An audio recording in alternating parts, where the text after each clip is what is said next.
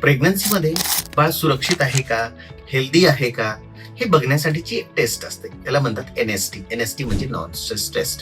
हे सर्वसाधारणपणे 30 आठवडे झाले ना बेबीचे, तेव्हा ती केली जाते.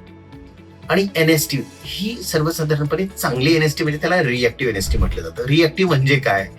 जेव्हा बाळाची मुवमेंट होतात ना, त्या प्रत्येक मुवमेंट सोबत एक 10 to 15 बीट्स हे बाळाचे हार्टबीट असे वाढलेले असतात.